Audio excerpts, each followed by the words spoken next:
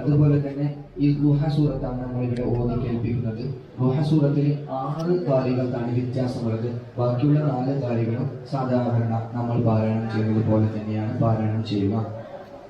വർഷ വിവാഹത്തിനനുസരിച്ച് നമ്മൾ പാരായണം ചെയ്യുമ്പോൾ ബിസ്മില്ലാഹിർ റഹ്മാനിർ റഹീം വദ്ദുഹാ വല്ലൈലി ഇദാ സജാ മാ വദ്ദഅക റബ്ബുക വമാ ഖലാ വലലാഖിറതു ഖൈറുൻ ലക മിനൽ ഊലാ. വ്യത്യാസം മനസ്സിലായില്ലേ? ഒമാ ഖലാ ജസ്റ്റ് ഇമാനത്ത് ചെയ്തിട്ടാണ് ആയത്തിന്റെ അവസാനത്തിൽ പാരായണം ചെയ്യുക.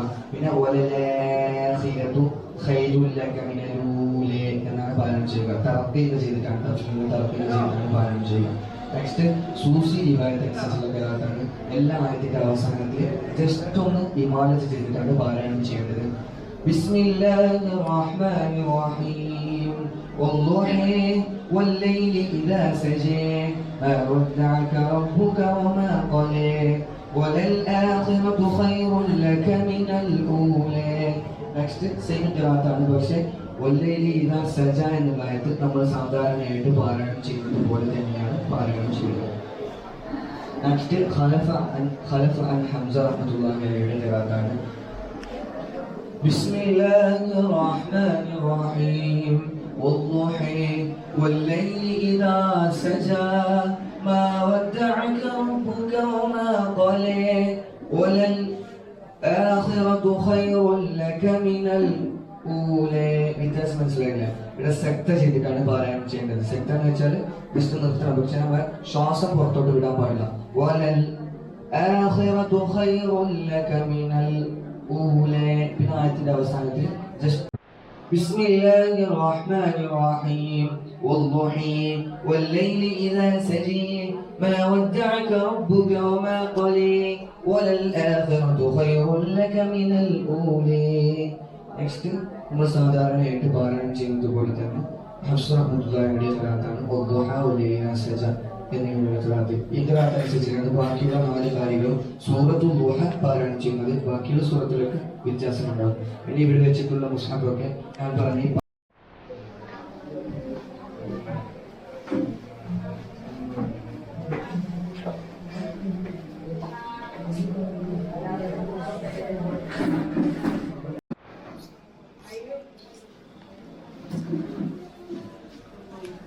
സ്വന്തം കൈകൊണ്ട് എഴുതിയതാ.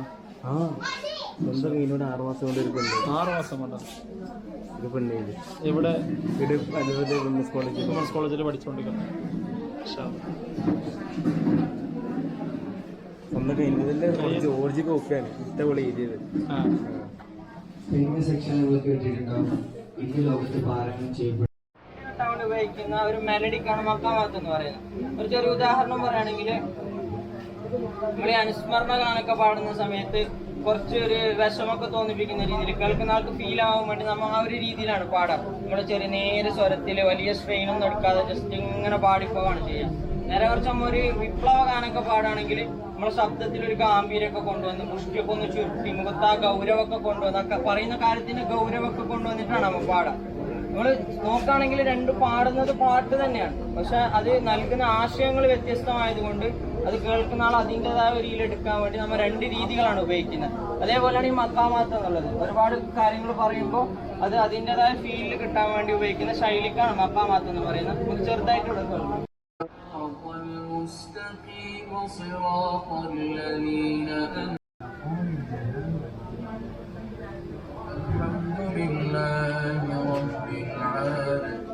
ഇപ്പം അവസാനം കേട്ടത് റസ്ക് എന്നുള്ള മക്കാമാത്താണ്. ഹുക്കുമകൾ പറയുന്ന സമയത്ത്